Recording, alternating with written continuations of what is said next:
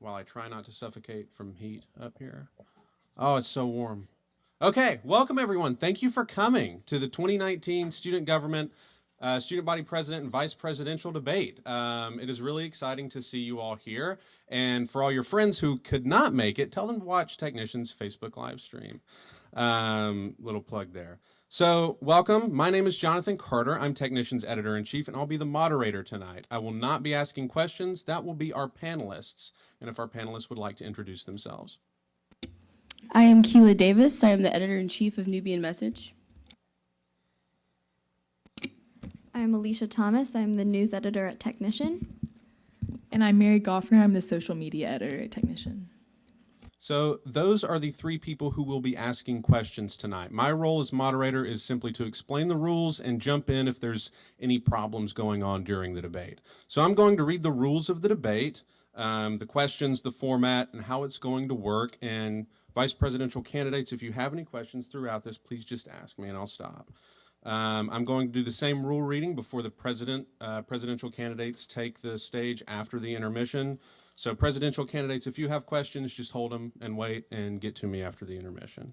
Okay, so the debate is split between presidential candidates and vice presidential candidates, obviously, with a 10-minute intermission in between the two. So for both positions, president and VP, there will be time for introductions. That is 1 minute. Immediately following that, we're going to dive straight into the first round of questioning.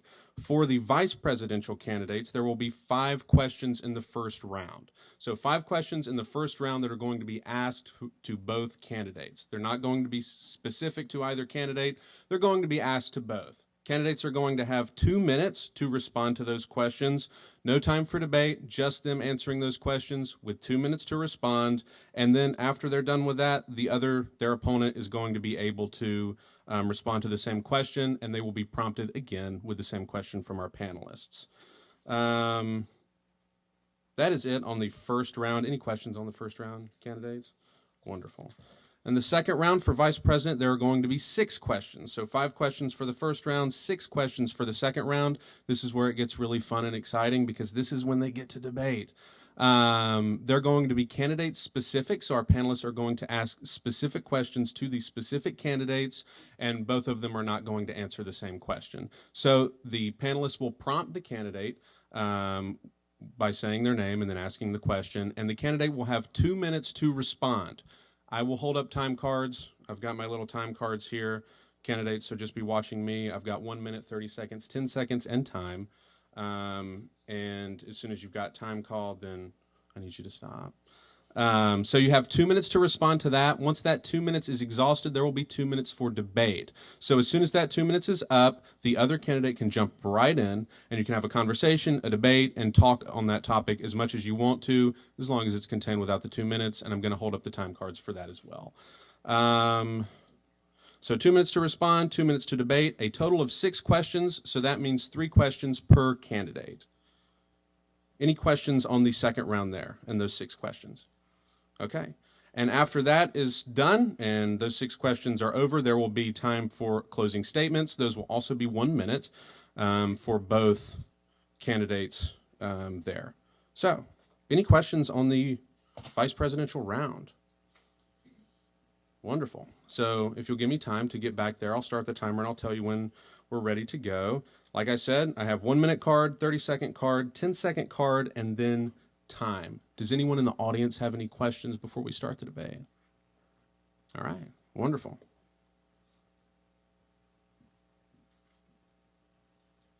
I'm just going to awkwardly transition here.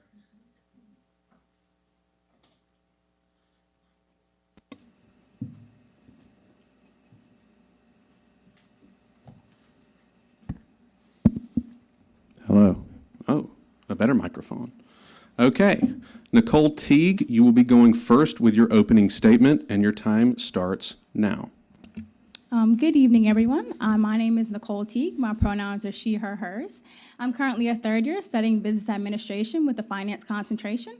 I'm currently serving as a Poole College and Management Senator, and within the Senate, I'm serving as a Senate historian, a member on the Council of Athletics, as well as a vice chair of the Finance Committee.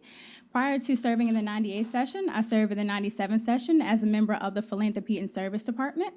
Outside of student government, I'm currently a student athlete. I'm fortunate to be a member of the track and field team, where I have been a scholar athlete all 3 years. I'm running to be your next student body vice president because I want to ensure that all students have a voice here on campus and that we are working here for you. As a part of student government, we are here to serve the students, and that's one thing that we are really big on in the Carter Teague campaign. Thank you.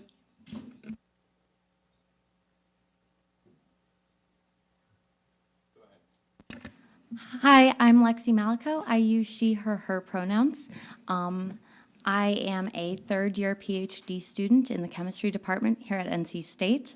I graduated from Wesleyan University, where I got my degree in chemistry. I was heavily involved in my sorority, serving as vice president. I got a wonderful experience working with those girls in terms of getting to work on initiatives such as menstrual product distribution, as well as mental health awareness. I started at NC State back in 2016, where I joined the chemistry department Graduate Student Association, where I began working with the administration in terms of advocating for students. I continued that in Senate as a member of GROW and University Affairs.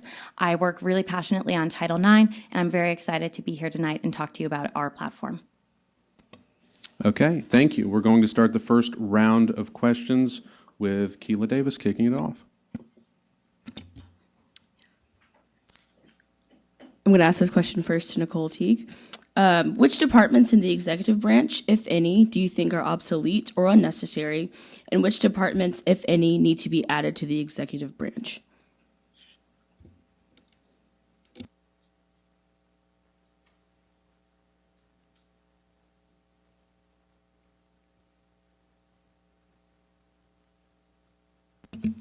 I personally believe that within the executive branch that the communications department is obsolete. I feel as if it's not utilized as well as it should be. I believe that the communications department does a phenomenal job with what they do. However, I feel like they're kind of set to the side and students aren't really aware about what they are about, and that's about pushing information out to the students. And I feel like what should be added would be a department that it's kind of an extension of the diversity outreach department, is really focusing on outreach and finding new initiatives within the student body that we need to address. I feel as if the diversity and outreach department does a great job. However, I feel like they can do a little bit better by going out into the community and actually actively visiting other student organizations, seeing what diversity is out there, because I quite honestly believe that what we have within our campus is very diverse and very unique, and I feel like it needs to be discovered a little bit more. So I believe that an outreach department would be beneficial for adding it into the executive branch.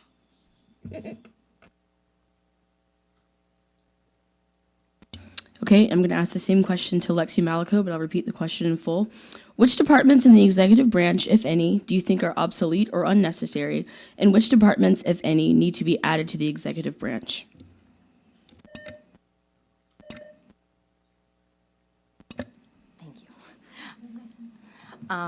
So I hesitate to say that any part of the executive branch is obsolete or unnecessary. I think that traditions is underutilized in its current form, and I think that we can continue to expand traditions, particularly as it relates to updating the traditions, and I know that that's something that's going to be on the ballot this year for the 2019 election cycle. In terms of adding departments, I know that we're currently working on adding the wellness department more formally in Senate. I think that's an incredibly important thing as we look at student health and mental health on campus.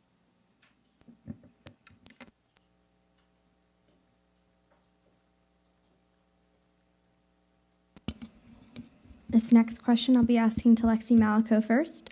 Each of your platforms details the importance of diversity and inclusion on NC State's campus. Why are your ideas more beneficial to students than your opposing candidates? So I think that both of our platforms do really address the issues of diversity and inclusion. I think that what stands out on our platform is really our commitment to reaching out to organizations, reaching out to students, going to them, and asking them what they need. How can we best serve them? In addition to that, I think that Alex and I have a good track record of really solidly advocating for students. But also, I think that we know when to take a step back and let students advocate for themselves. I think that we've both demonstrated this throughout our time in student government, and we intend to continue that if elected. So I think overall, we also would like to institute things like a diversity roundtable, which would allow for students in a wide range of organizations with differing identities or marginalized identities to really get a voice through student government. And I'll repeat the same question for Nicole Teague. Each of your platforms details the importance of diversity and inclusion on NC State's campus. Why are your ideas more beneficial to students than your opposing candidates? Well, like Lexi said, I think both of our platforms are very, very important in talking about diversity and inclusion. I believe that personally that diversity is the who and what we have within the community, and the inclusion is actually doing it and making sure that those ideas are added and making sure that students know that their ideas are welcome and accepted. And one thing that will make our platform different is that when we choose who's in our cabinet, we will strive towards adding diversity within the cabinet. Thus, we will have different opinions and different mentalities, which will result in different outcomes in the end and more innovation. So I believe that actually appointing people within the executive branch, and I think that students seeing actual diversity from their student government officials, it will show outward in the community. I believe that what happens inward can show outward, and I believe that our platform is different because we're making sure that we're doing this on internal, and that way it will show external. So I believe that's what differentiates our platform.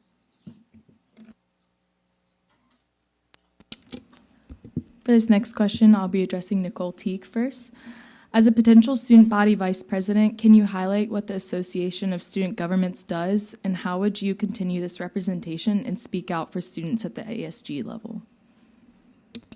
ASG is compiled of 17 UNC school systems, and each school has different representation, and actually Emma has experience within ASG, and I feel like a lot of students don't really know what ASG is or what ASG can provide, so we've written that into our platform is to increase the integration of ASG within our platform. We feel like adding that is very important to students as well as to administration so that we can collaborate with other schools within the UNC system, and by working with them, we can all come up with different ideas, and that's a part of our point of inclusion by creating and welcoming these ideas within. And ASG is very important in working with other schools, making sure that all of our student governments are aligned and making sure that we are abiding by the rules as written by the UNC system. So that's one thing that we definitely wanted to incorporate within our platform. As I said before, Emma has extensive experience with this, so she already knows how this operates, so she can use her education and we can use my education as well to expand this resource and show students what ASG can do, such as requesting funds, which students might not know that that is an option. I'll repeat the question in full. As a potential student body vice president, can you highlight what the Association of Student Governments does, and how would you contribute this representation and speak out for students at the ASG level? So ASG, as Nicole mentioned, is a conglomerate of 17 UNC system schools. I think that the power of ASG truly lies in the fact that this is a place where student representatives at all of these schools can come together and advocate for changes that are important and necessary at not only their universities, but at the UNC system level as a whole. While I think that abiding by the rules is incredibly important, I also think that advocating for the well-being of the UNC system schools and changing the rules that maybe are outdated or no longer reflect the values of the UNC system is incredibly important. I have had admittedly some experience with ASG. I was fortunate enough to be included in writing legislation relating to Title IX changes that are being proposed at the Department of Education level. And so getting to be involved in that legislation was a really excellent experience for me, and I hope to bring that kind of information and knowledge and experience with me into the office if elected.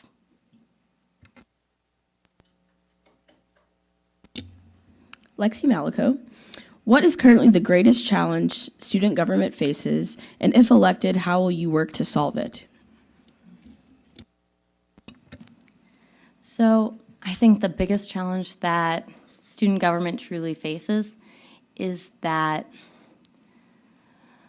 while we strive to do our best at communicating and communicating effectively, I think that students are not always aware of what student government is doing, what student government is capable of doing, and what student government is not capable of doing. I think that we as an organization need to be looking outward into the community and not only underscoring what we can do and how we can assist, but how we can help students advocate for themselves. I think that this is an incredibly important role that student government needs to be taking on more strongly. So thank you. Nicole Teague, what is currently the single greatest challenge student government faces, and if elected, how will you work to solve it? I believe that the single greatest challenge at this moment would be working the administration relationship. I feel like the relationship with the administration is solid, however, it can be improved like many things. I believe that with the relationship with the administration, that we need to make sure that students are coming first. Overall, this institution is for students, and we are here to make sure that students have a great experience while earning their respective degree. I believe that in the history of student government, we've kind of had a roller coaster relationship with the administration, so I think by reconstructing that relationship and building on relationships that we already have, we will be able to come together and we'll be able to collaborate for more initiatives that will benefit all students. And that's one thing that we've written in our platform is collaboration with administration, because we want students to know that administration can be a stellar resource, and we want to make sure that we're utilizing it properly. It is a resource that's here for students as we are an academic institution. So I believe as of right now, the relationship with administration is our biggest challenge. It's not something that is detrimental, however, it can be improved, much like many things. So I'd say one thing, if elected, Emma and I will strive towards is making sure that we improve our relationship with administration so that students' welfare will be increased overall. I'll be asking this question to Nicole Teague first. Both of your platforms discuss visibility and transparency when it comes to working with university administration. What is the most pressing issue of transparency within university administration, and how do you plan to address it?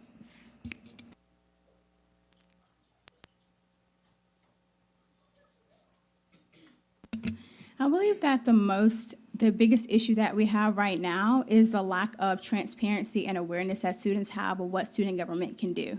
Student government is a phenomenal resource, and we're connected to so many great things on campus that can benefit so many students.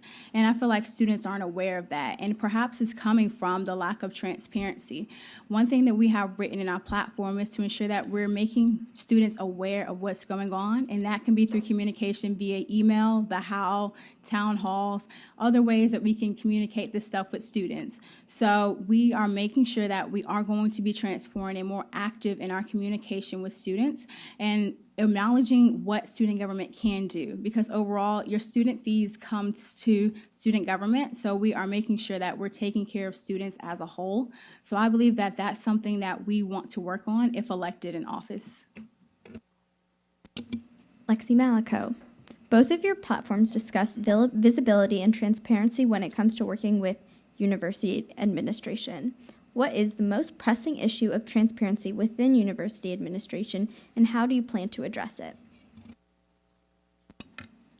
So I think the biggest issue when it comes to university administration is truly lacking an understanding of how things are happening behind the scenes.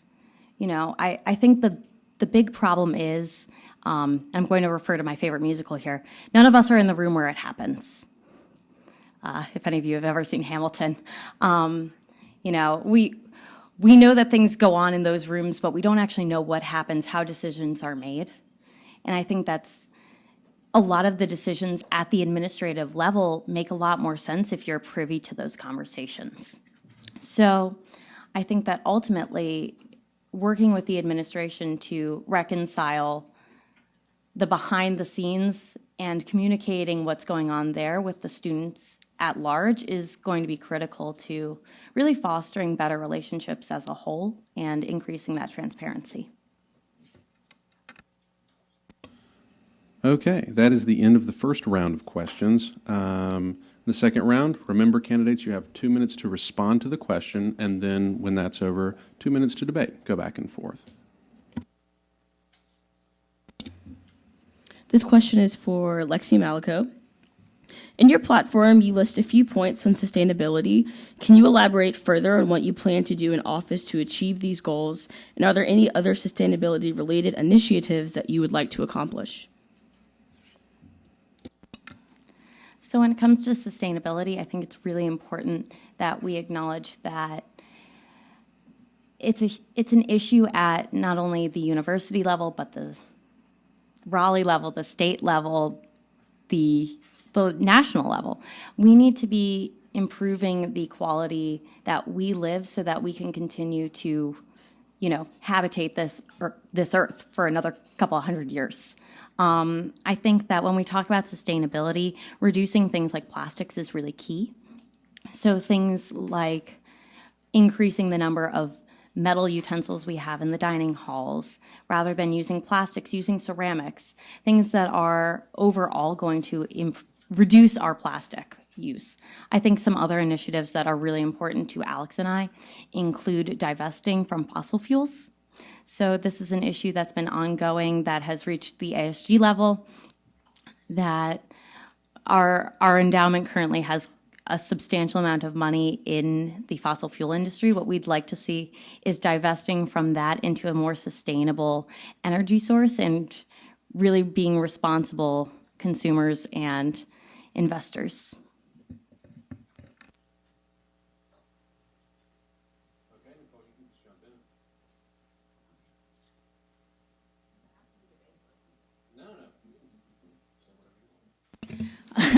We've also incorporated sustainability within our platform. And I think Lexi was accurate with all of her points that she made in terms of what sustainability is, ways that we can accomplish it. And actually, during our campaign process, we've reached out to multiple sustainable organizations, such as Sustainability Stewards. So we were talking with them, and we were talking about ways that we can realistically increase sustainability on campus. And we've also talked about in our platform the usage of the Sustainability Fund, as well as increase of sustainable certified events here on campus. So as Lexi pointed out, we only have one Earth. So we need to make sure that we're utilizing it to the best way that we can. And we're going to actively do that while we're in term, if we are granted that opportunity. And furthermore, we also thought of sustainability as implementing programs within our term if we're elected, so that once we put them in place, they're able to continue beyond the 99th session if we're granted that opportunity. I think that when it comes to sustainability, one of the things that we really need to focus on as student government is making sure that student government is really sustainable. So in addition to those kinds of initiatives, I think it would be truly amazing if we could reduce our paper usage as student government. Yeah, do you have thoughts on that?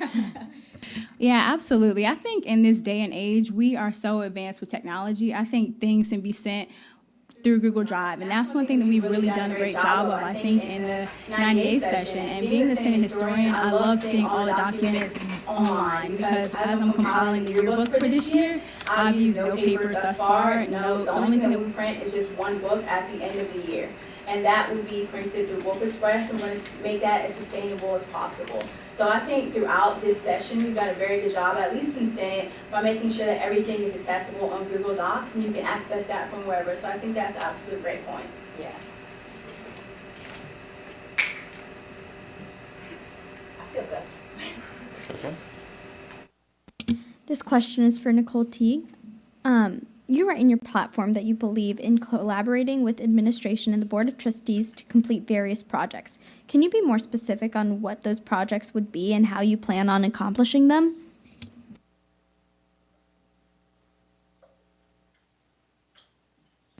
Yeah, so we definitely want to collaborate with administration overall.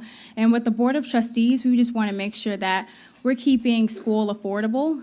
The past few years, we've made it a good point to make sure that student fees haven't drastically increased. So that's one thing that we want to continue the work of within the Board of Trustees.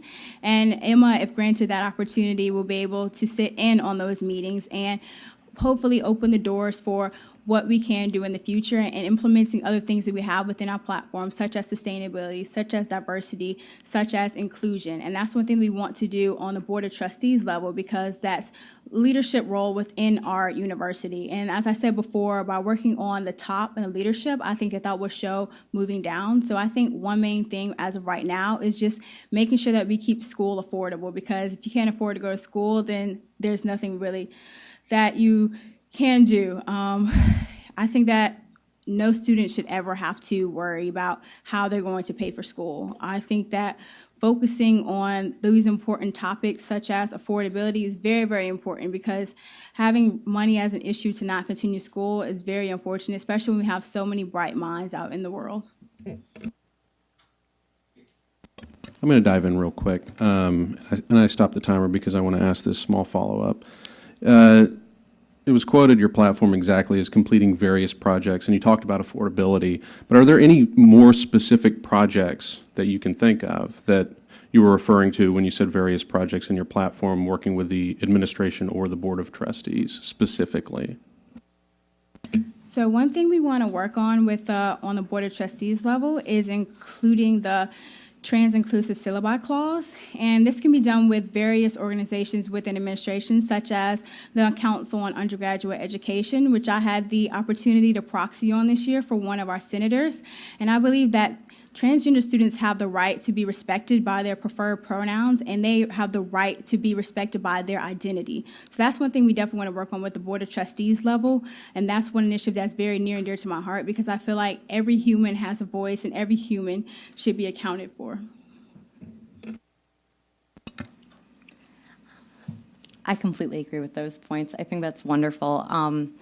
I feel very strongly about trans inclusivity, and I think that when we look at communities that are marginalized, particularly the trans community, as we're speaking to right now, I think that when we work with any marginalized community, we need to be ensuring that they feel comfortable and safe. I think that some of the big issues surrounding affordability, as we were talking about earlier, some of the things that I think that really need to be addressed at NC State are food insecurity and housing instability. When you look at the number of students who are housing insecure, it's staggering. There's an incredibly large percentage of students who don't have a stable place to live. And I think that when we look at these issues, being a student is so hard when you are not getting your basic needs met. And I think that at the university level, at the Board of Governors level, we really need to be focusing on making sure that those basic needs are met, and then really making sure that we're keeping the university itself affordable for everyone. Yeah, I definitely agree on that. You made very great points about food insecurity and homelessness. As we had a speaker come in a recent Senate meeting discussing this issue, and food insecurity is definitely something that I take personally. Over the summer, I volunteered with the Food Bank of Central and Eastern North Carolina, and it was great being able to directly impact these people, as well as working and volunteering a shift with Student Body President Erica with the Pack Meal Share program, where we're making sure that students on campus did not go without a meal, and making sure that students are utilizing the Pack Pantry and resources that we have on campus as written in our platform. Yeah, I know Alex feels very strongly about that too, working on the committee that really built Pack Meal Shares. So I hope it continues. Okay, this next question is for Lexi Malico, and this is a student-submitted question. Considering senior design, student teaching, unfunded research positions, and varsity athletics, unpaid student labor exists on a large scale at NC State. Do you think that this is a problem? If so, what would be your solution? So I think unpaid and underpaid student labor is an incredibly large issue on this campus. I was actually talking to a student today who's an RA, and she was saying that she's not getting paid enough for her job, and I completely agree. I think that when we're looking at the labor that students are doing, and as a graduate student, I can attest to the fact that students do a substantial amount of the labor here at NC State, we need to really be focusing on how we're paying students, how we're appreciating students, and if that's actually happening at the university level. I think that when it comes down to it, we need to be advocating for all students to be making an appropriate wage for the work that they're doing. And within the Raleigh city government, I believe that their minimum wage is now $12, $13, and they're looking to raise it to $15. However, I think that at the end of the day, students need to be compensated for the work that they're doing, and I feel very comfortable working with and advocating with to the administration on these issues, because I think that ultimately it's a disservice to the students. And as mentioned, affordability is an issue that seems to come up quite often, and I definitely agree with the point that students are underpaid. Now, as student government, I'm not sure what exact initiatives we can do to make sure that students are paid. However, we want to take that into account and take those to people that can help us. That's what beauty about student government is, that we are connected with so many people on campus that can help us with these issues. So by perhaps collaboration with other entities on campus, we can hope to at least decrease this problem before solving it completely. I think that when it comes to affordability, it's really important to consider, though, that it's not like when our grandparents went to college where they could actually work a part-time job and afford to pay their tuition. We're no longer a generation with that luxury. And I think that just getting the bare minimum and meeting a livable wage is going to be ultimately what we're striving for and what we have to fight for. And I also think that it is important to find solutions to this issue, because insecurity financially can have stresses on mental health, and mental health is a problem that is just prevalent within college communities, and having financial insecurity on top of worrying about classes, worrying about extracurricular activities can also be detrimental to students. So we would just try our best to find a way to make sure that students are finding ways to afford campus a little bit better. While there are stipulations that are in place, the things that make this a little difficult, I want to assure students that student government would do their best job that we can do realistically to tackle this issue. I think that ultimately student government will always advocate for the best interest of students. And I think that in this case, Nicole and I can agree that that is making sure that students are getting paid fairly for the labor that they're putting in to making this university one wolf pack.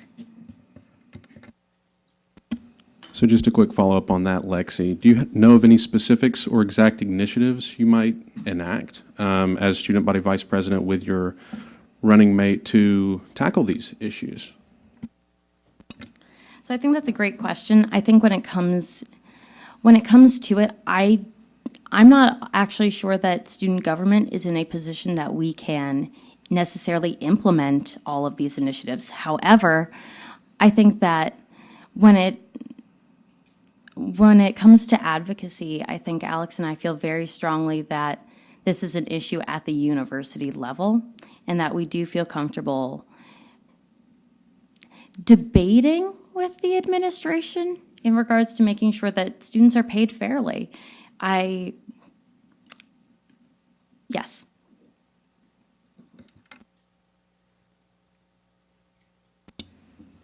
This question is for Nicole Teague. Your platform says that you want to reduce the cost of parking passes and work with university transportation to expand access to parking.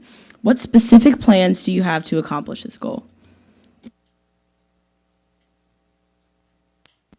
Well, we specifically plan to work with the transportation department. Emma has already jump-started her relationship with this, so we would just capitalize on this as she's been working with transportation in terms of helping ROTC students. So I feel like showing them facts and making that relationship strong, we would definitely work towards decreasing the amount to park on campus. I feel like students already have a lot to pay for, and then just simply having a car on campus, while it can be considered a luxury, considering that 75% of students live off campus, is very crucial to figure out how are the students going to get here. And I think that by having parking, lowering those prices by working directly with the transportation department, we will be able to make parking more accessible for all students.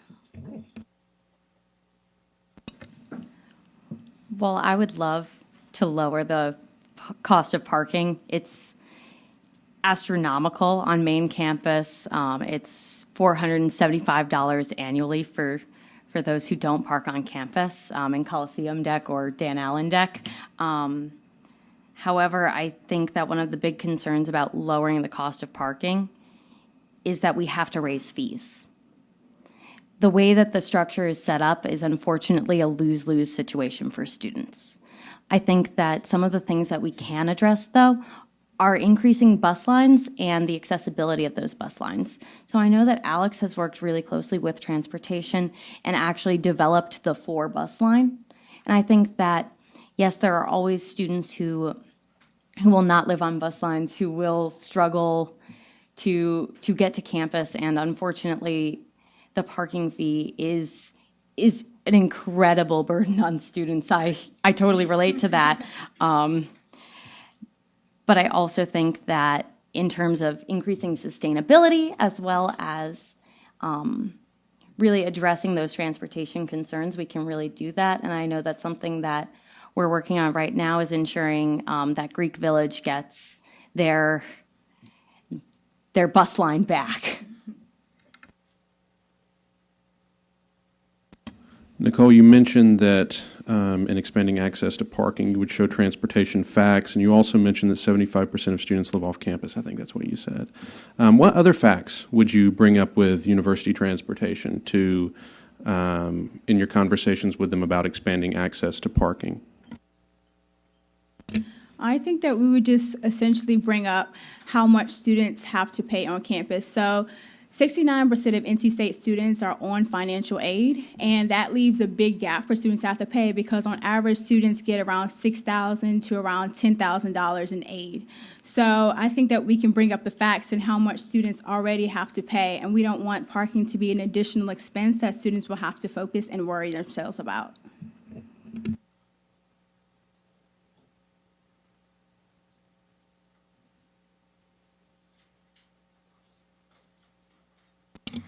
This question is for Lexi Malico.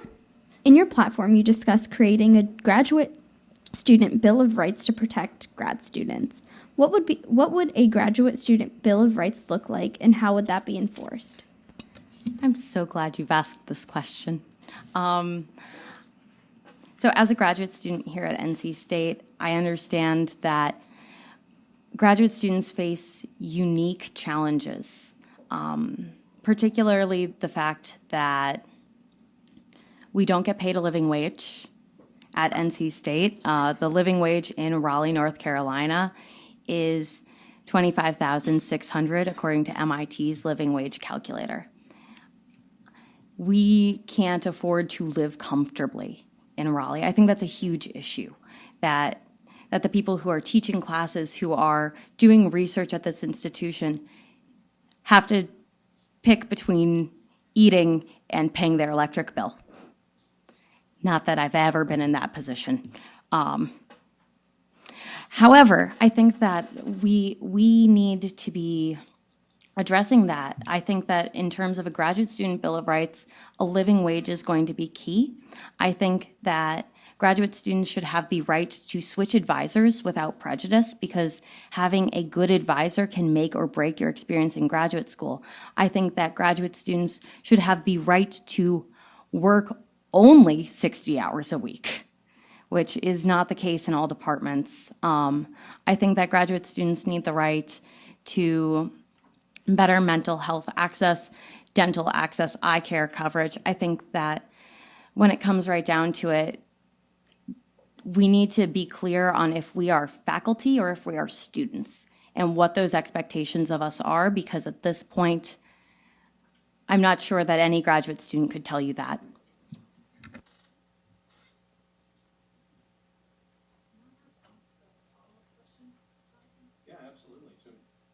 To me or Lexi? Absolutely. So do you have any ideas in particular, in addition to the living wage and just figuring out if graduate students are faculty or students, what else do you think you all would include in the Graduate Student Bill of Rights? So I think that capping the hours that we work is really key, because there are, in my position, I work a minimum of 60 hours a week and a maximum of 90. I think that that's bad for students. And when you look at the way that graduate students have, I believe it's 6 times the rates of depression and anxiety, those are contributing factors. So understanding where those factors come from. So capping the hours we work is obviously, I think, key to that. I also think that introducing rights that we have relating to our advising and our programs is also key, and something that I would really want to include. There are a lot of really excellent examples of Graduate Student Bill of Rights, such as the UC system schools have some options. I think that, I think those are really the big ones that I want to tackle, and reaching out to other graduate students to fully understand, because I only know my experience in the chemistry department, which is intense, but I think that understanding where they're coming from. And I'd also like to point out that I'm very lucky in the chemistry department, because my annual stipend is about $13,000 higher than those in the English department. So that's not saying much.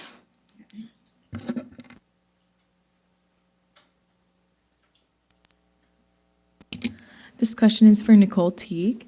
You write in your platform that you want to continue access to the Sustainability Fund. What does that entail?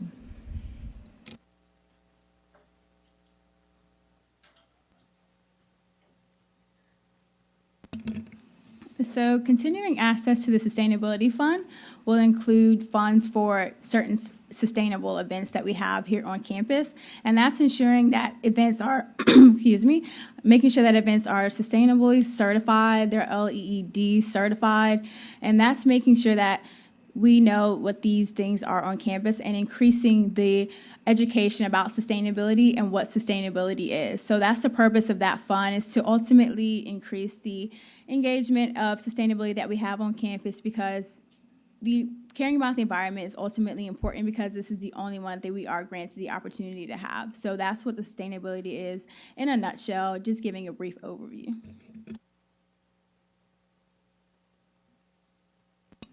So when we talk about sustainability, what are some initiatives, I guess, that, this is kind of a follow-up question, I guess. What kinds of initiatives would you hope to see from that sustainability fund? So one thing that we were discussing when we were coming up with our platform was the increase of signage in certain restaurants, because each restaurant has different materials that they use. So some materials that might be recyclable in one restaurant might not be recyclable in another restaurant. So we want to make sure that we are discerning the differences, and by increasing signage, we're making students aware of what is recyclable, compostable, and what can be thrown in the trash. So that's one thing that we want to focus on in restaurants, because students use those materials all the time. They go to those restaurants daily. So expanding things like composting as well, I would assume, and also in terms of signage, would it be permanent signage, or would it be paper signage, or is that? So it wouldn't necessarily have to be paper signage, because I feel like that would kind of go against the whole point of sustainability. It could be something simple as a sign on a board, or it can be something as simple as a label that you can put over a certain bin that's for each respective item. So I think that would be a way to tackle that without using paper, because that goes against the whole point of sustainability. I think that obviously, as a part of our sustainability initiatives that we've discussed, I think that expanding those kinds of initiatives and making sure that students really know specifically what composting is available, I think is really key, and what items can be composted, because the more we are able to reduce our carbon footprint and our waste footprint, the better I think we'll be overall. Yeah, and I'd absolutely 100% agree with that. In addition to that, we'd also have sustainability education, because as you mentioned, some students might not know what products are compostable, what products you can recycle, what you cannot recycle. So I think that would be another thing that we'd utilize with, in addition to the increased signage, we'd also increase the education, because I feel like educating students about what we have on campus and what you can do and what you cannot do in terms of sustainability is very important to the accessibility and what we want to do with student government as a whole if we're granted the term in office. I think it's ultimately, I feel like it's really important to be reaching out to those student organizations that are so heavily involved in sustainability to better understand not only what we view as being important, but what they view as being important too. Because I know that while I feel like, yes, these are excellent initiatives and we of course need to be doing them, I also recognize that there are students who are far more expert, even in this room, than I am on what sustainability needs to happen at NC State in order to really become a sustainable campus.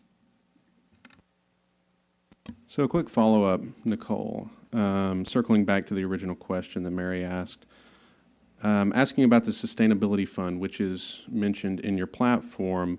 You said that you want to continue access to the Sustainability Fund, and I assume that's the NC State's Sustainability Fund, which takes student fees from all the students and creates grants and awards for different sustainable groups, organizations, and clubs on campus. How would you continue access to the Sustainability Fund, that fund specifically? And if that's not what you're referring to, just please correct me. How would you continue access to that, and what does that look like to you? I think, as mentioned before, just education and awareness is what we need to mainly focus on. I feel like students might not know what the Sustainability Fund is or what the Sustainability Fund can do. So I believe that having various events that could be sustainable, that will reach all students, or publishing things in the Howl, or having a sustainability town hall where we tackle these issues and educate them. I believe that we need to bring these issues to the forefront so that we can educate students so that they know what is accessible on campus. Okay, that's it for the vice presidential part of the debate. Candidates, thank you. There will now be a 10-minute intermission, and we'll regroup at 7:30. Sorry. See, what I said earlier about correcting me? Yeah, you have closing statements. So you will have 1 minute for those. I'll give you the 30 seconds, the 10 seconds, and the time, just like with your opening statements. And Lexi Malico, go ahead. Thank you so much. I've had a blast tonight getting to talk with Nicole about these initiatives. I think that Alex and I are particularly excited and prepared to take on a number of the things that we've discussed and debated on tonight. I think our true strength here is that we're really excited to take on these roles. We're really excited to lead the pack. And I think that ultimately, Alex and I are really very ready for these positions, and I hope to get to represent you in the near future. Yeah, like Lexi said, it's been a blast getting to talk with you all about our initiatives, about getting to know us a little bit more and what we plan to do while in office. Just wanted to reiterate what our 5 points are that we plan to do while in office, and that's accessibility and inclusion, collaboration, ally, and sustainability. When we came up with our slogan, the hashtag, "This is about the pack," that's what this is really about. We are making sure that we're including all students in every single thing that we did. Every single initiative that we have within our platform, we're making sure that we're keeping the students first. And that's one thing that we are very important, we really want to stress in our term in office. We are here for the students, and student government is a resource for all students on campus, and we don't want that to go unnoticed. And I want to thank you all for being here tonight. It's been really great, and I really hope that you all come out and vote March 4th at 8 p.m. through March 5th at 8 p.m. And go Pack, and this is about the Pack. Okay, I hope I haven't forgotten anything else. Okay, we'll take a 10-minute intermission. We'll come back with the presidential candidates at about 7:32. Okay. Welcome back, everyone. I can see you're all very excited for the second half. I'm glad you didn't leave. I'm going to go over the rules again very briefly. Candidates, if you have any questions, just ask. So the only difference between the vice presidential round and the presidential round is going to be that the first round of this round is going to have 6 questions instead of 5, which the former round did. So the first round's going to have 6 questions. They're going to be the same for each candidate. They're going to be restated after the 2 minutes is exhausted. Candidates, you have 2 minutes to ask the questions. I'll hold up the time cards. And then after that, the other candidate will be prompted to answer the same question. That'll go on for 6 questions. And after that, we will go into the second round, which is just exactly the same as the vice presidential one. 6 questions, 2 minutes to respond, 2 minutes to debate. And that's going to be opened up by your opening statements of 1 minute, closed by your closing statements of 1 minute, just so long as I don't forget them again. And any questions? Okay. I will let you know when I'm ready to start for the opening statements.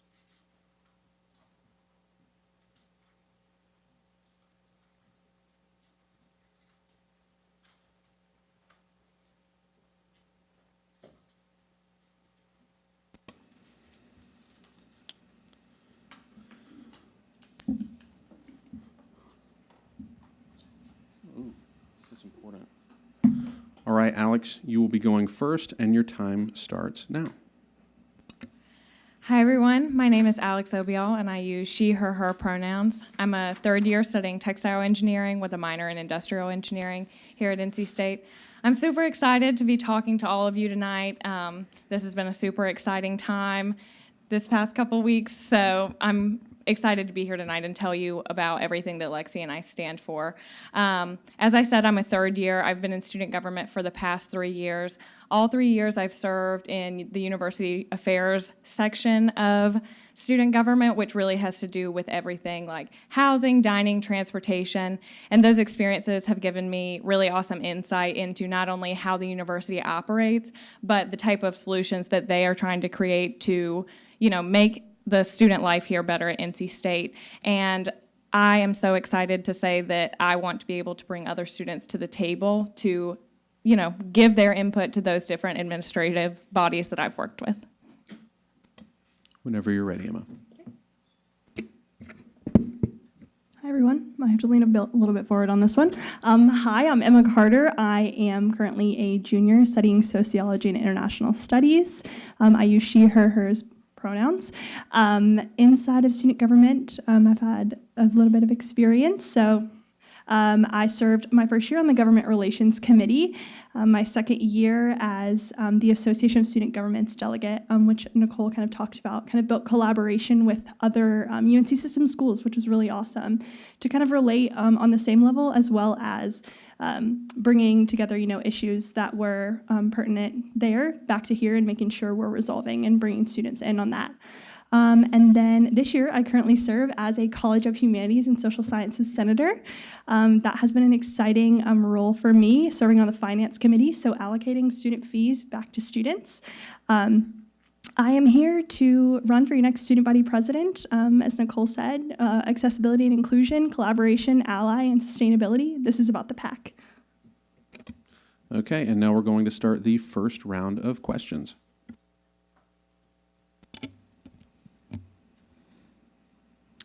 Again, we're going to ask the same question to both of you, but this is for you, Alex Obiel, first. What tangible steps will you and your administration take to combat sexual assault on campus? Of course. So as I said prior to this, I've been a part of University Affairs. One of the things that falls under the purview of University Affairs, or at least it has in the past couple of years, is partnering with It's On Us on campus, which is the organization about stopping the stigma in regards to sexual assault, why it happens, and who it happens to. I've had the privilege with working with the students who run that organization on campus, and if we were elected to serve in office, I think that we would want to continue the partnership and really help expand It's On Us at NC State so that we can do a lot of educational programs through the Women's Center and with It's On Us to make sure that, students are very aware of the type of issues surrounding sexual assault, especially on a college campus. Emma Carter, what tangible steps will you and your administration take to combat sexual assault on campus? So just to talk a little bit about what we highlight in our platform, we believe that the first step to combating sexual assault on campus is education. So what does this look like? So in the past, 2 years ago, or I guess not this session, but last session, Mia Cannell, our vice president, worked really hard on instituting the Title IX or the consent training for students as they're coming in. So that's something that is similar to, it's kind of a module like alcohol EDU to educate students either, what consent is, whether that means no, or whether the absence of yes means no, and kind of defining those up front. So that's kind of our first step is education. And then the second thing I've had personal experience with during my year as Association of Student Governments delegate, sexual assault was the issue that we decided to combat on our campuses. We were able to host events that kind of, in collaboration with It's On Us as well, to kind of talk about this and bring this issue to the forefront and offer a space where students can come in and offer their perspective and kind of talk together on what we can do as a community to solve that issue.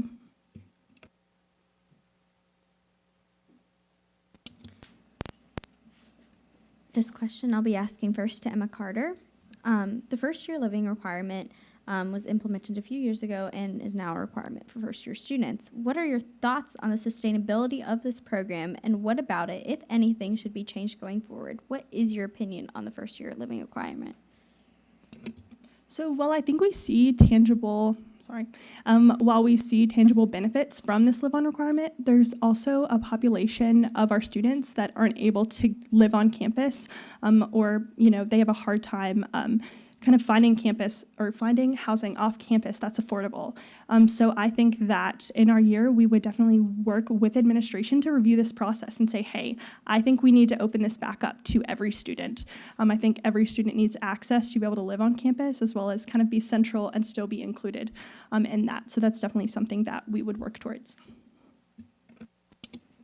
And I'll say it again for you, Alex. The first year on-campus living requirement has been implemented for a few years now. What are your thoughts on the sustainability of this program, and what about it, if anything, should be changed going forward? What is your opinion? Right. I appreciate that question, and I agree with what Emma said about there are obviously some very tangible benefits from having a first-year live-on requirement, like increased GPAs, student retention. However, in its current form, the first-year live-on requirement has created a multitude of issues at NC State. And while I think that it's such a large issue that there's no way that administrators in housing are not coming up with a solution, we need to try to create on the advocacy side temporary solutions for, I think, what is a very temporary issue right now, because I think in the long term, housing will be increased and addressed. I think this really comes down to advocating for the students, especially upperclassmen that are being pushed out of their on-campus apartments over in Wolf Ridge or in Wolf Village. And this is one of the spots where the person who is student body president really has to serve as an advocate, because we aren't in the position to sit down in housing and say, this is what your policy should be and we're going to change it. It's the place where we can sit down and say, my friends are being affected by this and here's what they have to say about it. What are the steps that we can take to, put a cushion on that for the time being, because even though this could have a larger solution in the future, like increased housing so that everybody has a place to stay, we need to address the students that are being affected right now.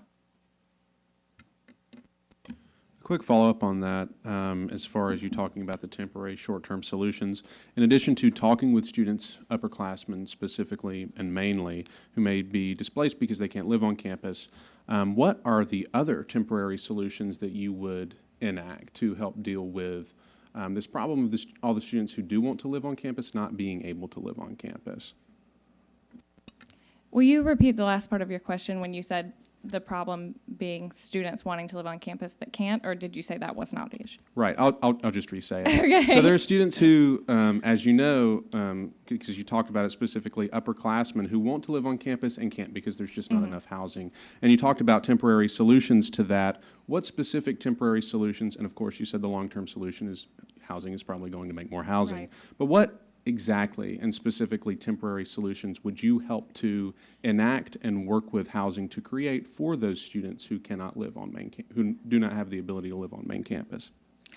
Right, so student government is definitely a place where we should work to make students feel included and happy on NC State's campus. Not only are these upperclassmen being pushed out of the places that they're wanting to live, like Wolfridge and Wolf Village, but first-year students are being placed there that don't necessarily want to live there. So think about it, you're a freshman, you're a poli-sci major, and you're living over on Wolfridge where you're not going to have any of your classes, and there's frankly not as much student life.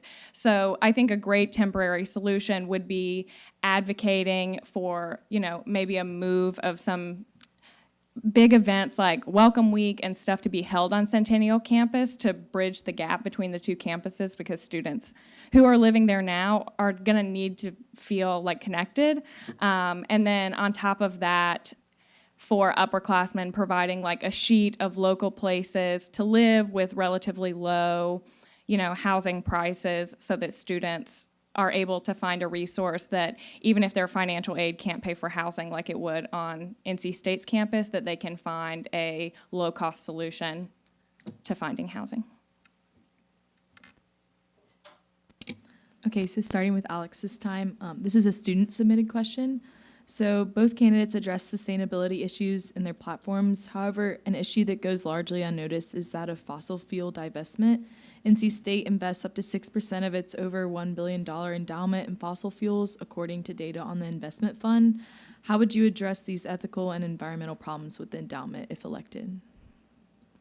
Yeah, that's a great question. So Lexi and I have been very fortunate to meet with the students from the Climate Reality Project that are really focusing on advocacy for divestment. I think it's a wonderful project to take upon us. One of the great privileges of serving as student body president and student body vice president at a university like NC State is not only do you have the ear of your local community, you have the ear of the broader Raleigh community and of the broader North Carolina community as the largest state institution.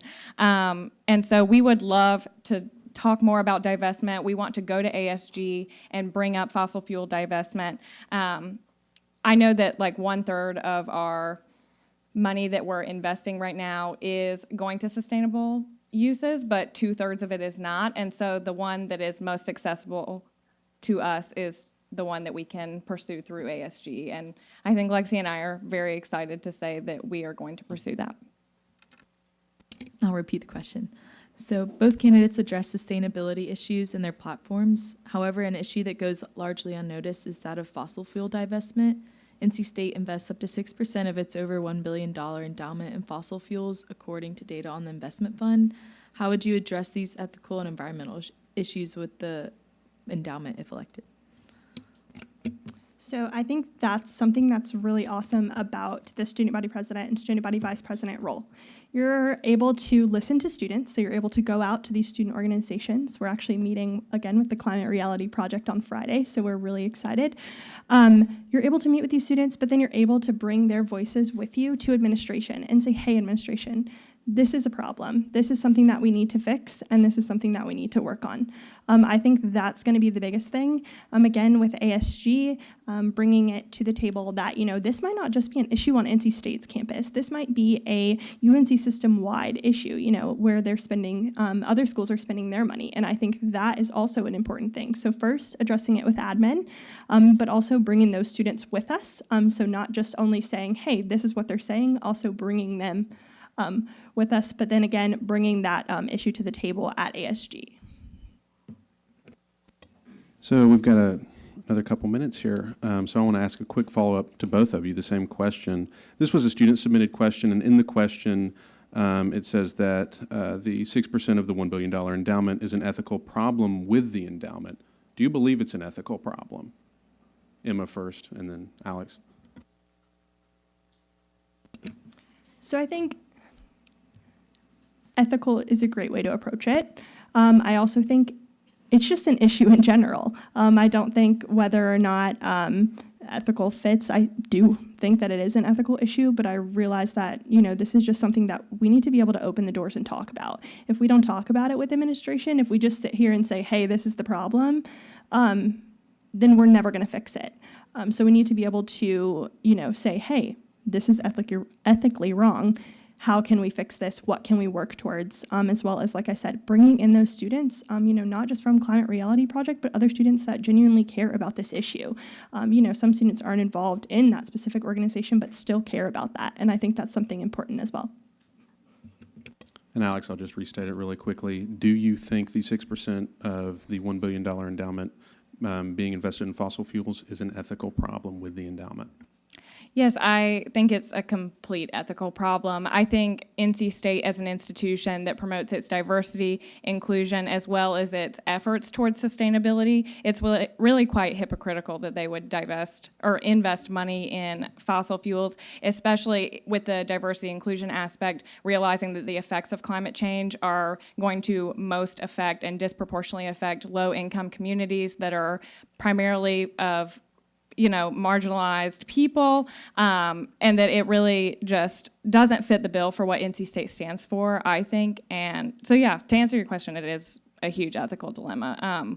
We should not stand idly by and destroy the planet just, to put money in it.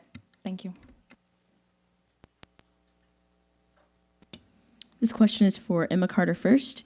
Both campaigns have talked a lot about accessibility within your respective platforms. How do your plans for improving accessibility on campus differ from your opponents? Might help if I turn the mic on, right? Okay, so two things that differ from between our platforms are, one, we want to address kind of accessibility with the student org registration process. So we see that this has been a big issue this year. There's student organizations that have had to, either wait until the spring because, they didn't kind of follow the steps or they didn't know the right steps up front. So something that we would use to combat that is hosting, hey, let's have a town hall or let's have a place where we can sit down a workshop where students can come in and we can walk them through the process and say, hey, this is what happens and this is what you need to do. This is what your advisor needs to do and all the members. And then another thing with accessibility was specifically just talking about, so I'm a university ambassador on campus, and in giving tours, I realized there's only 2 accessible routes on campus, and depending on the weather, sometimes not. So we want to work with the Disability Resource Office to make sure that we are advocating for students that use assistive devices or that need help getting around on campus. So that's something that kind of varies differently, but working with those departments, also helping students out with the student org registration process. Alex Obio. Both campaigns have talked a lot about accessibility within their respective platforms. How do your plans for improving accessibility on campus differ from your opponents? Right, so accessibility to Lexi and I starts with physical accessibility or mobile accessibility, being able to get around campus, like Emma mentioned. And then also a huge part of that is financial accessibility, making sure that from the start of your tenure at NC State to the end, that you're able to pay for it and have a great experience as a student, while paying for college and being able to pay for other activities that you're doing here on campus. This is something that I'm very passionate about and something that I've been working on the past several semesters that I've been in student government and been at NC State. I was on the committee that helped develop and implement the PAC Meal Share program last semester, and I was really fortunate to work with the Career Development Center this past semester to expand the graduation, or not to expand the graduation clothing closet, to expand the professional clothing closet, to create a graduation robe closet, to show students that from the time right up until the very end that they're going to graduate at NC State, they have our support so that they don't have to buy a graduation robe if they don't want to keep it.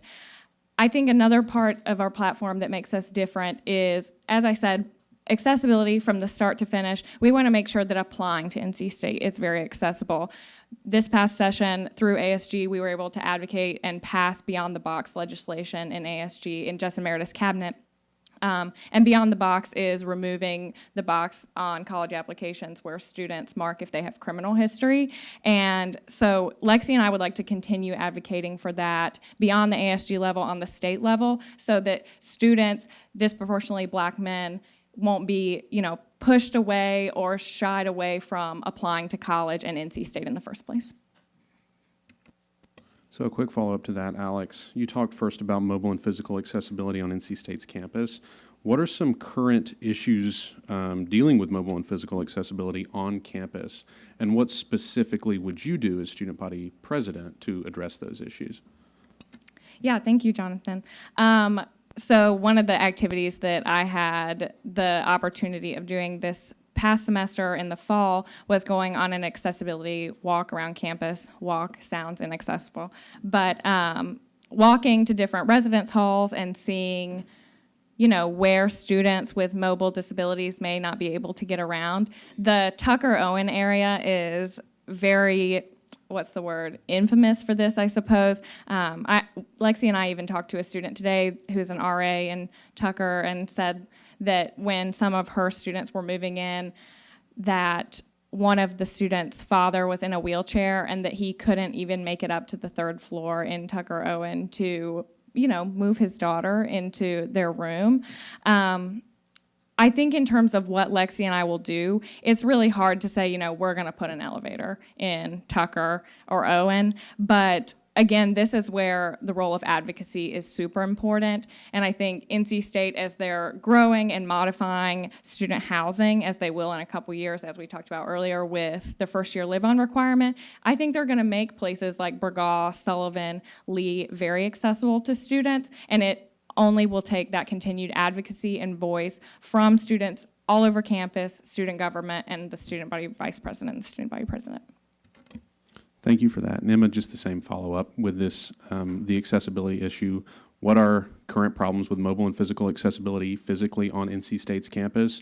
And as student body president, what are you going to do to address those issues?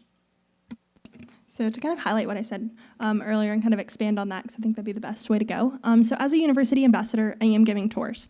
Like I said, sometimes we split into two groups and we walk forward and we walk backwards. And we realize that, and we're typically notified before if we have someone that has an assistive device and that needs that. But just in case that we're not, they definitely have to go on the forward route, but addressing the ramp that goes down to the free expression tunnel. So right now, it's definitely kind of, definitely a small thing, as well as it's definitely very steep. So I think this is a concern on campus for, just in my experience with giving tours, like for people in wheelchairs or people who use assistive devices, that's something that has come up as a concern, and just making sure that we take the time to address that. So what does that look like? So talking to admin, talking to facilities on campus and seeing, hey, what can we do?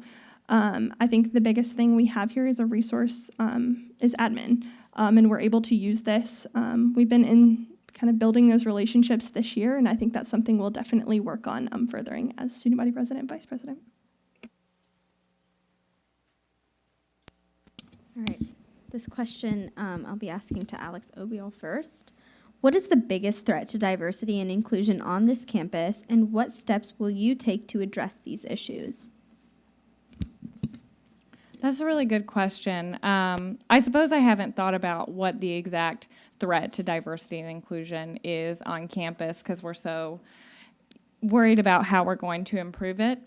I would say that one of the biggest threats, I think, is students not feeling like that they have the platform to come and speak out. I think we live on a campus that's pretty divided politically, and within the past several years, it's probably been even harder for students to feel like that they have a safe space to be themselves and to advocate for themselves.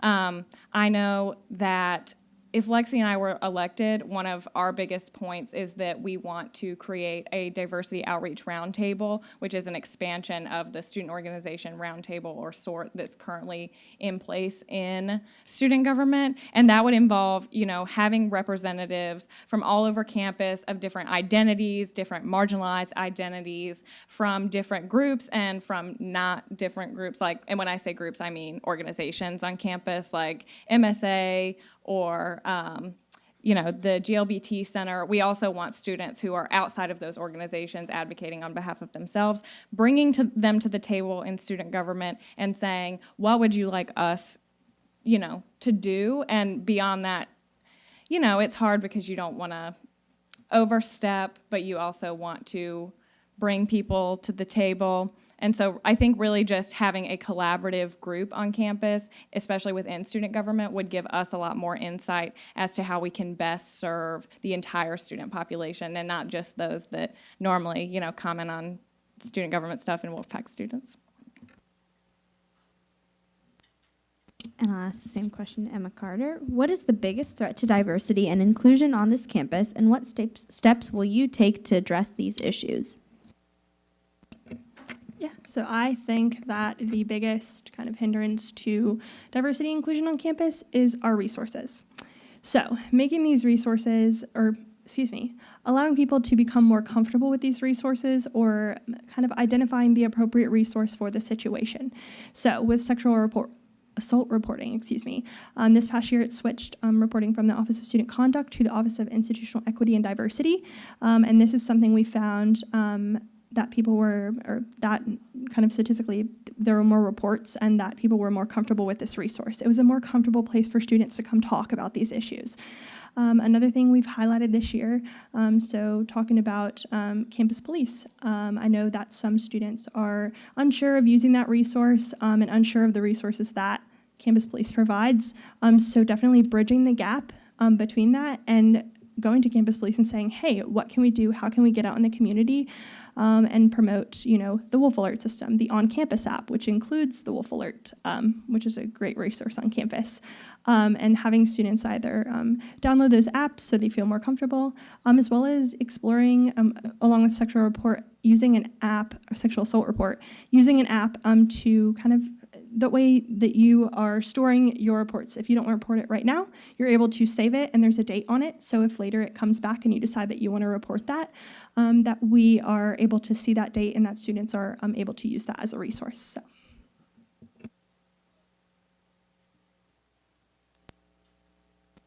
Okay, so I'll be asking this next question to Emma Carter first. What is one point in your opponent's platform with which you disagree?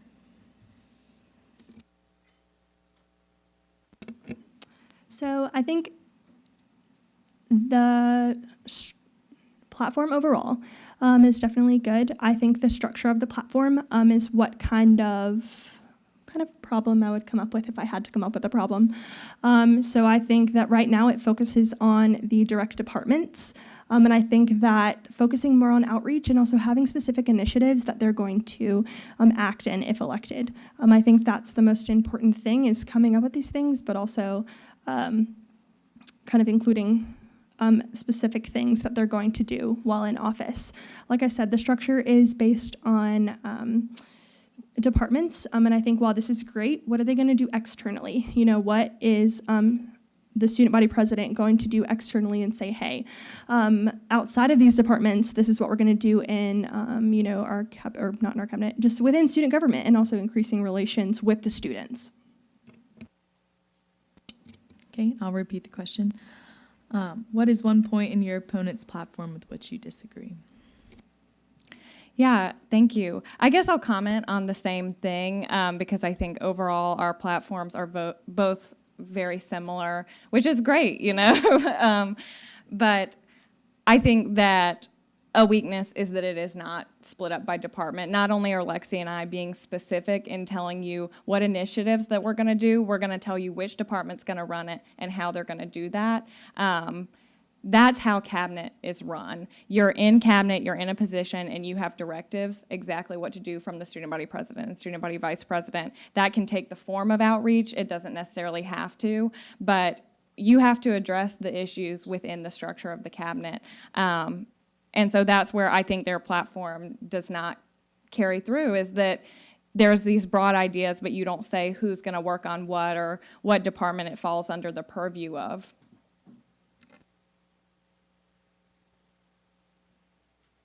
Okay, that's the end of the first round of questions. Candidates, now is time for round 2.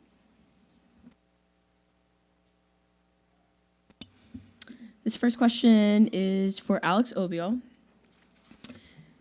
So in your platform, you say that you want to provide a path to offer in-state tuition to DACA students who completed high school in North Carolina. How realistic do you think this goal is, and how do you plan to accomplish it? Yeah, so this is one of those initiatives that I think is incredibly realistic. As I said before, one of the great benefits of being the student body president of a place like NC State University is that you have the ear of the broader Raleigh community, and this role does represent so much more than the students that are only here at NC State. I know I have personal relationships with people who would have very much benefited by this problem if it were in place. It exists in other states, so it's not something that, we're pulling out of the sky and that's totally infeasible.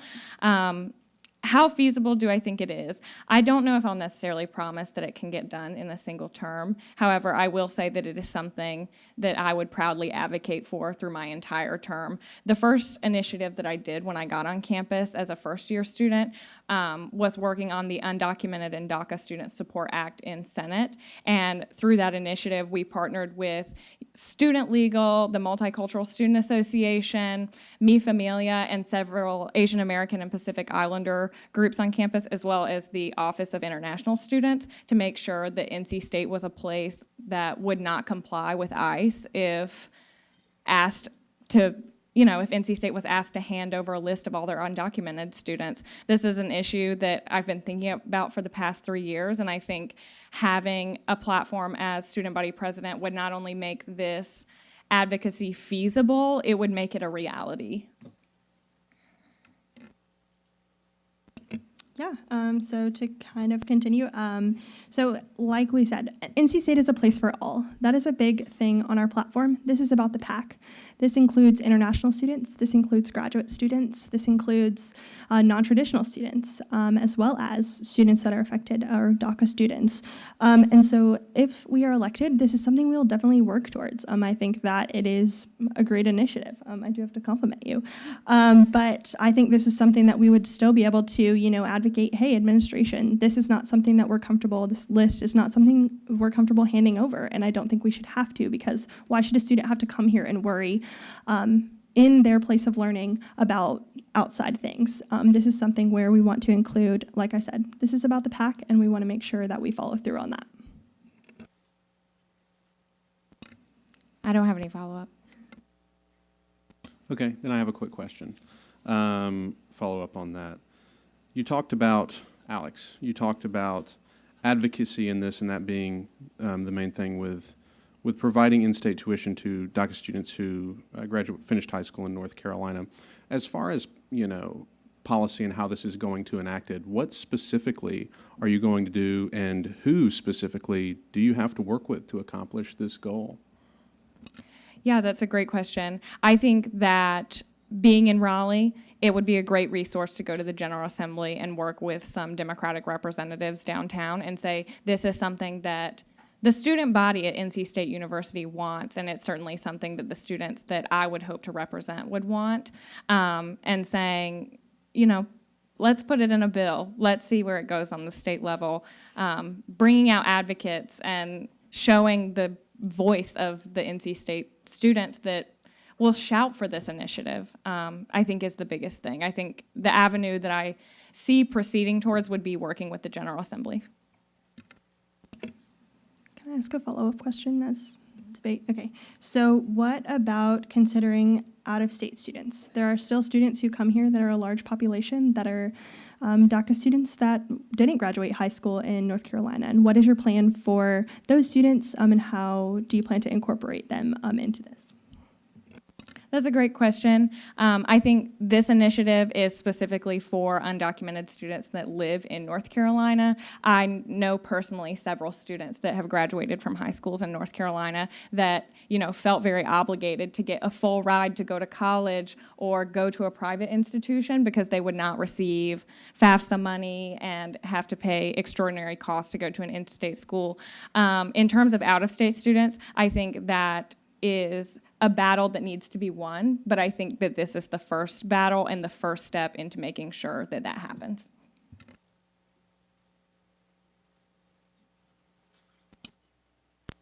All right, this question is for Emma Carter. You say that you want to allocate ASG, or Association of Student Governments, funds back to students. What are finance funds and how can students access those funds? So just quick follow-up, specifically within ASG, was kind of where you, okay, perfect. Okay, so really excited to talk about this because this is somewhere where I really felt like I had a lot of growth within ASG. I was able to like I said, collaborate with different campuses. What are finance funds? So each student in the UNC system pays a fee to student government, or not student government, excuse me, they also do that, but paying the fee to ASG. And I think a lot of students don't know that they do that. So first letting them know that they do that. So students, if you're watching, you do pay the fee to ASG. Second, this goes into a budget for the ASG, or the Association of Student Governments. So within this budget, there's always a breakdown. It kind of happens the year before they figure out where the money is going to go and what line item specifically, which is kind of what we do in Student Government Finance Committee. But then the next year, there is kind of a request process. So there's a form online on the ASG website where you are able, as a student organization from these schools, so all 17 UNC system schools, you're able to apply for these funds. And I want students to know that this is a resource outside of appropriations, outside of finance, because this is something where they're paying, so let's get our money back. We are the biggest or the largest school in the UNC system, and I think that paying the most money, let's tell students about their resources and let's get them money for their events so they don't have to worry about, where the funding's coming from, or if they're gonna educate students on something that they can't because they don't have the funds. Yeah, I'd like to bring up a comment that was made during the vice presidential debate in terms of rebuttal for this. You've mentioned that you want to make sure students know that they can receive ASG resources and that sort of thing and get the message out. How do you plan to do that, especially through the comms department, which is where it would be done through, if you don't see how comms is working in its current form? Like, how do you plan to use the comms department to really promote ASG, which is another acting group within the executive branch? So I think this is an important question. Using the comms department, so social media, for instance, some people follow the student government social media, but making sure that's broadcasted out on the larger NC State social media. So using our comms department to reach out to admin that are in these departments, specifically through an internship that I hold on campus, I've been able to collaborate with our university comms department. So kind of putting them together, putting that resource together is kind of a big thing, as well as collaborating. Another point in our platform is collaborating with student media.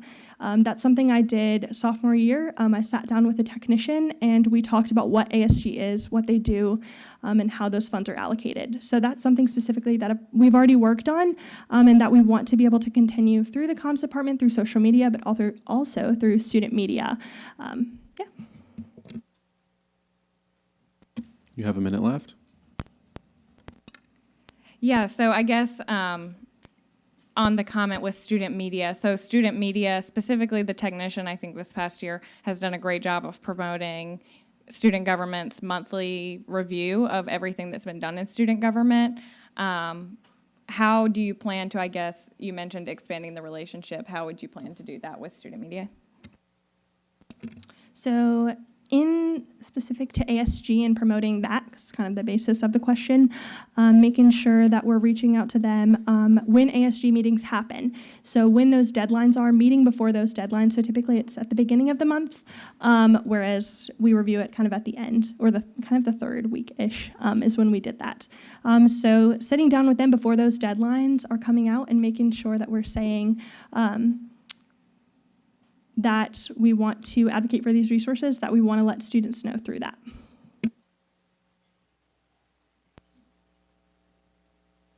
So this next question is for Alex Obiel.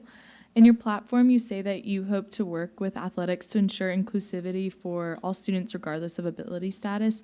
What problems currently exist and how do you plan to address them? Yeah, thank you.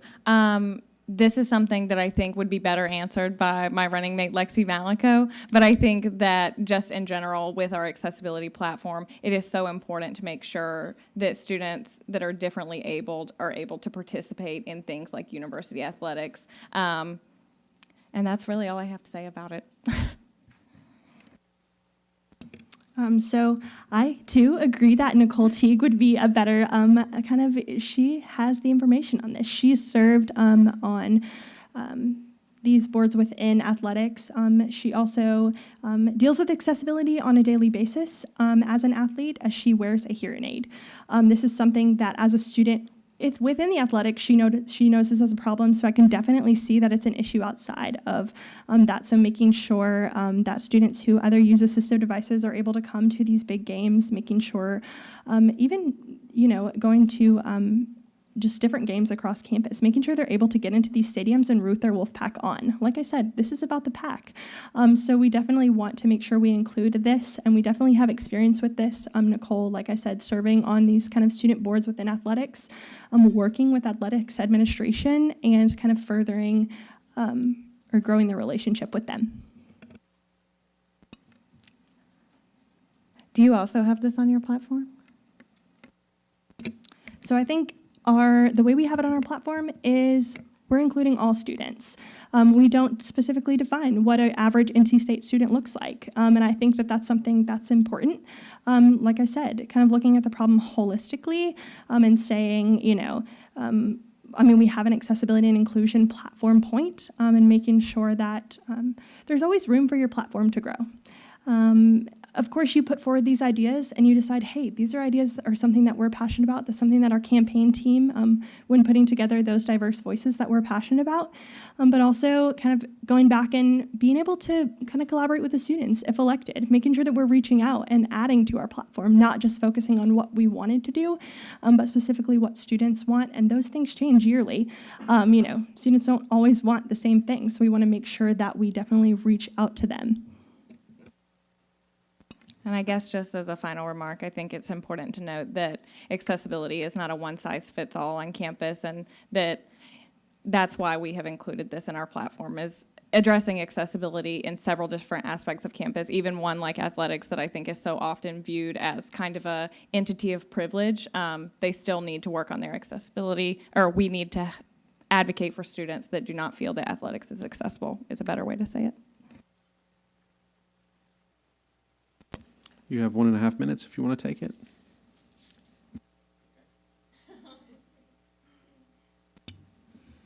This question is for Emma Carter.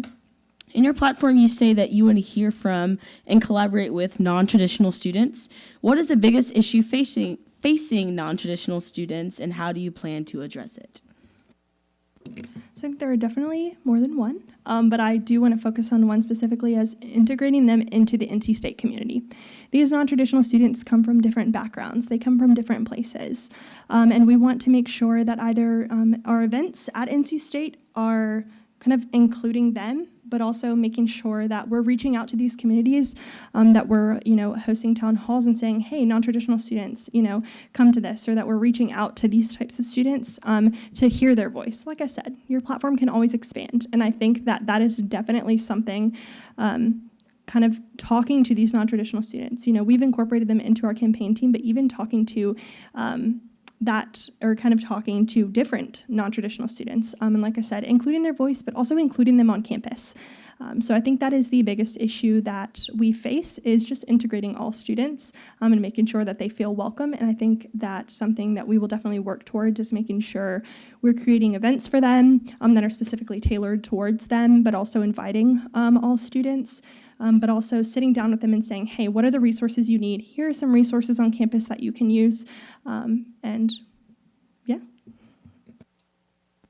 Yeah, I'd like to say that one of the things that Lexi and I would like to advocate for non-traditional students, specifically spring enrollment students, is the expansion of the winter welcome week so that students, who come on in the spring who may not feel as connected with the campus because their peers already have different friend groups or they're in different organizations, we want to make sure that we really expand the ability for them to see what's going on campus and to feel like that they're welcome to get involved.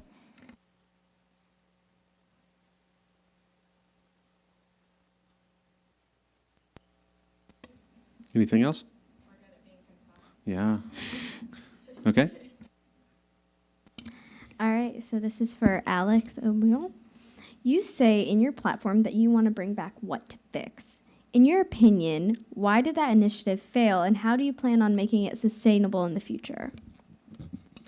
Yeah, of course. So What to Fix, or WTF, that some of you may be familiar with, used to be a student government initiative that was, I think, posted on the student government website that any student could access and say, this is so ridiculous about NC State, and this is what I want to fix.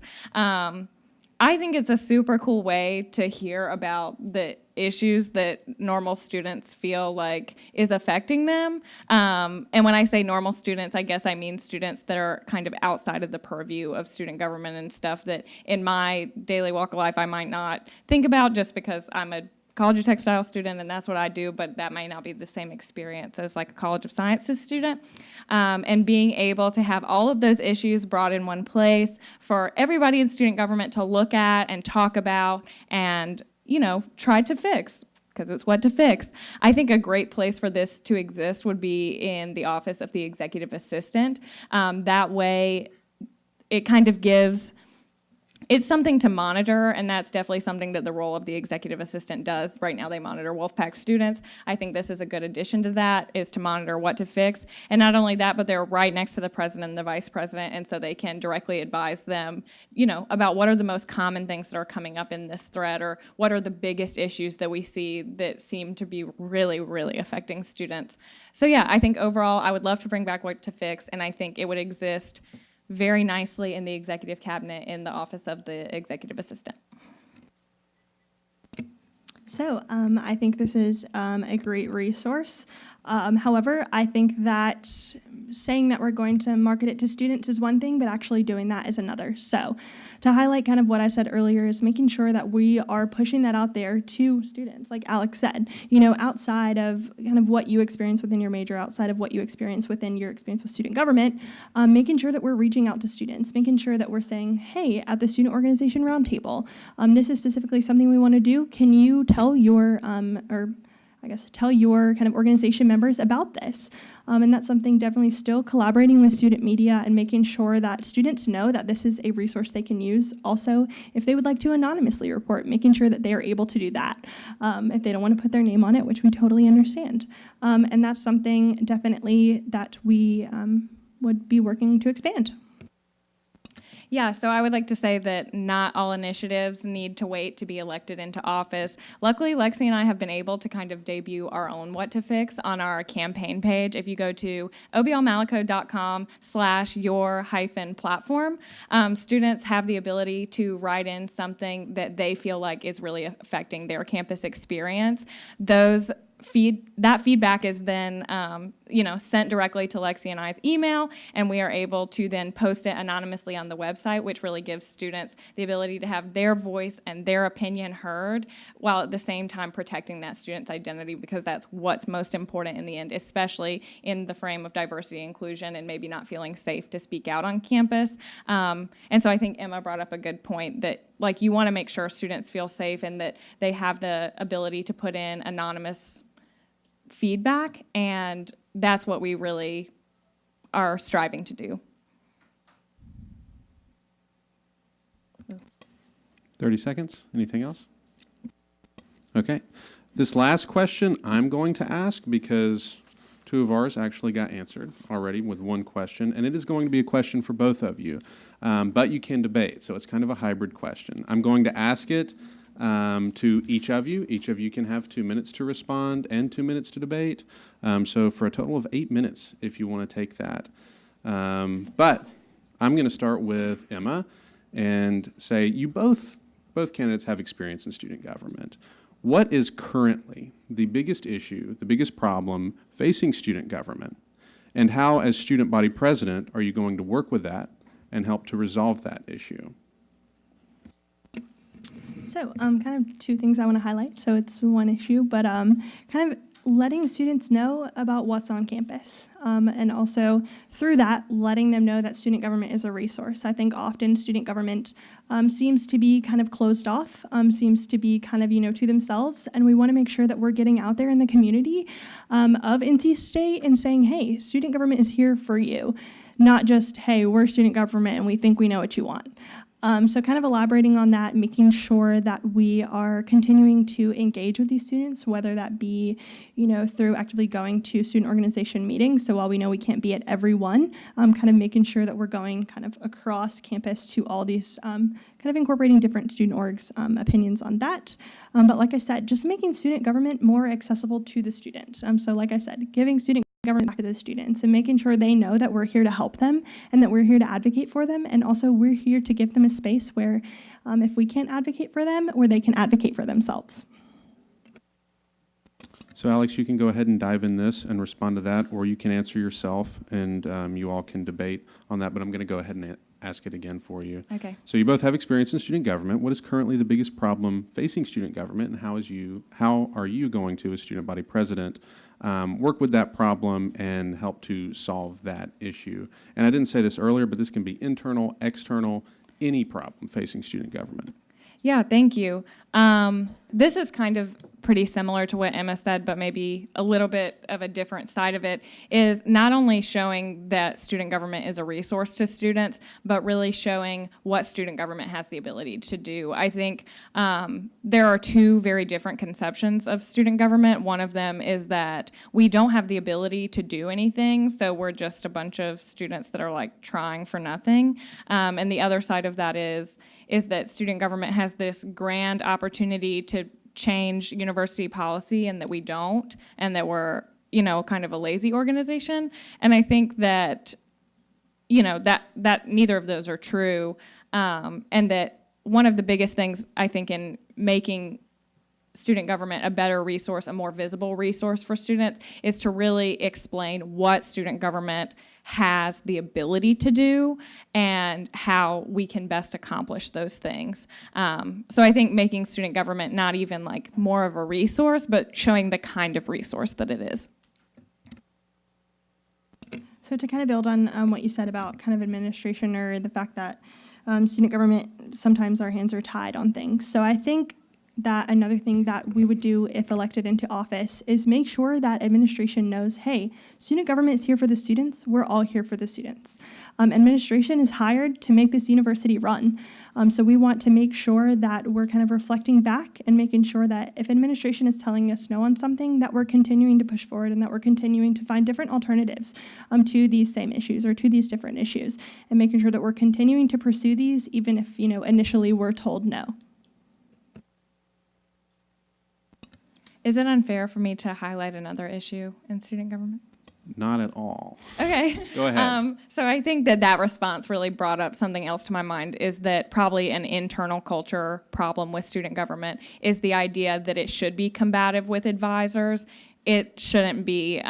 We should be collaborating with our advisors. I think sometimes there is pushback from the university level, and that can be very frustrating as students, and I think that it shouldn't discourage us. I think we should continue to advocate.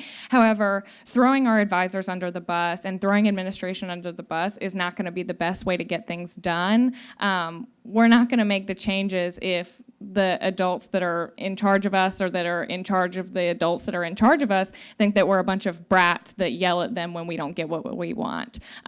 Being in student government is about being professional, and it's about having those collaborative relationships, because that's the way that change is going to get made. So a quick follow-up on that. You say that being in student government is about being professional and having those relationships, and sometimes there is pushback from administration. During your time in student government, just really quickly, have you noticed any major issues on any of those topics, unprofessionalism or inappropriate pushback, and how would you deal with that if there are any of those issues?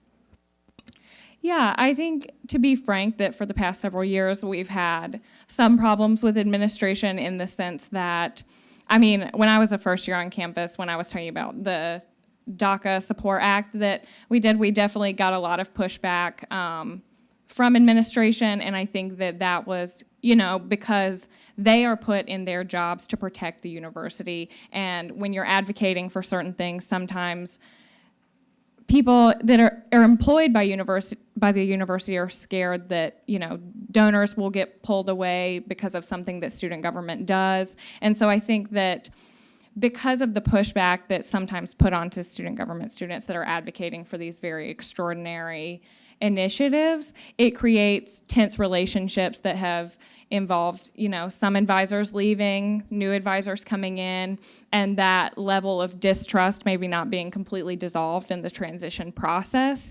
And I think that that's something that overall as a culture needs to change. I don't think it's wrong to say that we should be critical of our advisors, and constantly them critique us and we critique them, because that's how we're all going to grow as people and as leaders. But I think for the most part, to just say like, oh, the advisors suck is really not the best way to go about leadership through student government or at NC State in general.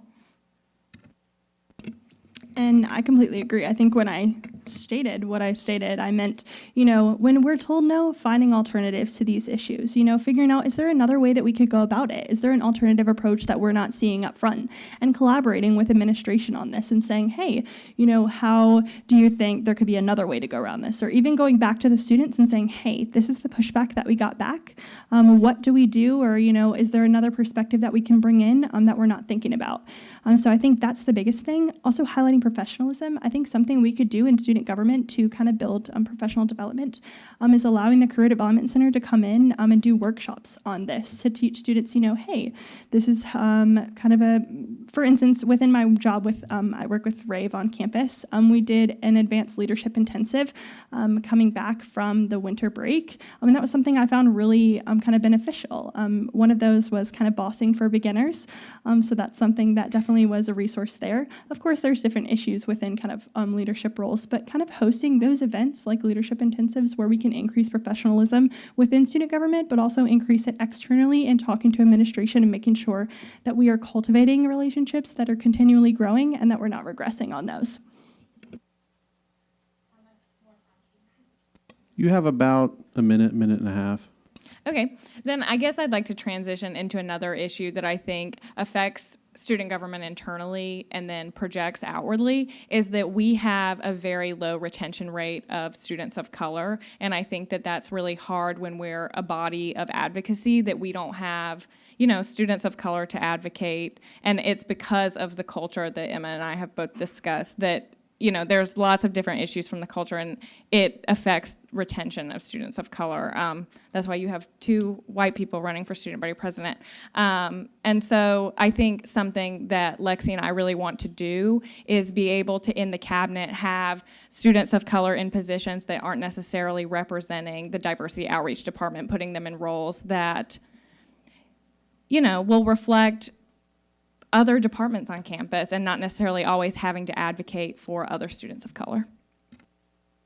So I think the important thing to that is just bringing in diverse perspectives, bringing in people from all over the university, saying, if you're from a different major, come in, but also incorporating graduate students into that and saying, hey, let's reach out to them and actively recruit them for these executive cabinet positions. Typically, we only see one of those positions as the kind of the graduate student relation kind of liaison between GSA and kind of student government, and I think that's something we can definitely do and will pursue, as well as incorporating people from all over. Of course, we realize that they have, everybody has a different perspective. Everybody's here from a different background, but welcoming them in and actively recruiting people from across campus, I think, is an important resource. Okay, and that is the end of the second round. Now, candidates, you have a 1-minute closing remark, starting with Emma Carter. Hey everyone, thank you again for sitting through this, for taking time out of your night because you realized that this was something important and that this was something that you wanted to come and attend and make sure you're making an informed decision when you're voting. So again, I'm running as to be your next student body president. My name is Emma Carter. I use she, her, hers pronouns. I'm running with Nicole Teague, and we are running on, this is about the PAC, so including everyone, as well as accessibility and inclusion, collaboration, sustainability, and ally. Thank you. Yes, just to reiterate what Emma said, thank you for coming here tonight and for listening to all of us speak about our platforms. I'm so excited to be running to be student body president of NC State. This university means so much to me, and the students at NC State mean so much to me. And I'm just so proud to be here, I guess, with Emma and Nicole and Lexi, and to be up here and to advocate for students. It's what's really so important to me.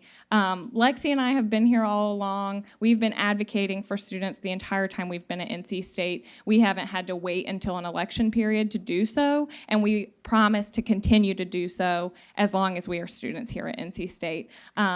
Again, thank you so much. My name's Alex Obial. I use she, her, hers pronouns, and I hope you all come out and vote on March 4th. Okay, thank you, candidates. That is the end of the debate. Special thanks to the candidates who came, everyone else who came, Nubian Message staff, technician staff, and everyone else who made this debate possible. Thank you.